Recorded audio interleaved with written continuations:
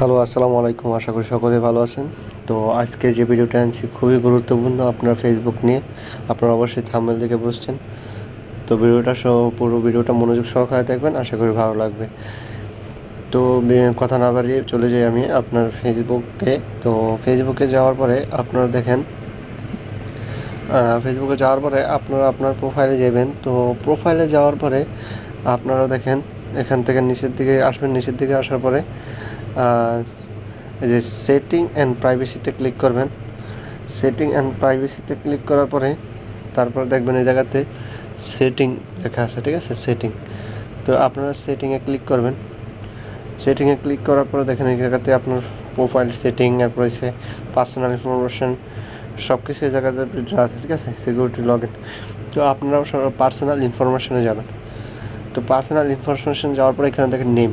আপনারা চাইলে এই জায়গাতে কিন্তু নেম চেঞ্জ করতে পারেন, ঠিক আছে? এই জায়গাতে নেম চেঞ্জ করতে পারবেন, নাম চেঞ্জ করতে পারবেন 60 দিন পর, ঠিক আছে? 60 দিনের আগে কিন্তু নাম চেঞ্জ করতে পারবেন। যেমন যে নামটা চেঞ্জ করছেন এর 60 দিন পরেই আরেকটা নাম চেঞ্জ করতে পারবেন, এর আগে কিন্তু হবে না।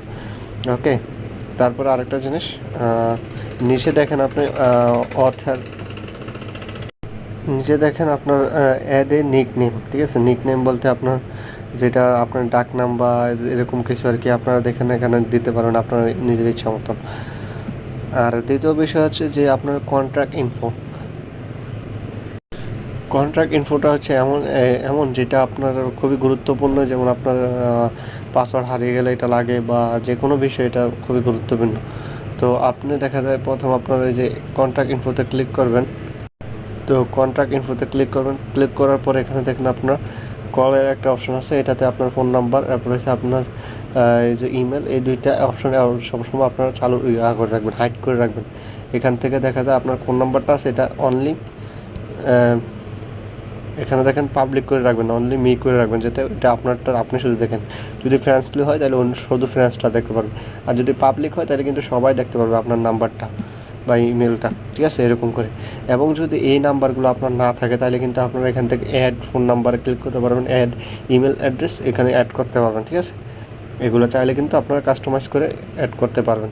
যদি এগুলো না থাকে বা আপনার এগুলো আছে কিন্তু আরেকটা দরকার, তো আপনি এটাতে অ্যাড করতে পারবেন, ঠিক আছে? তো আজকের বিষয়টা এই ছিল।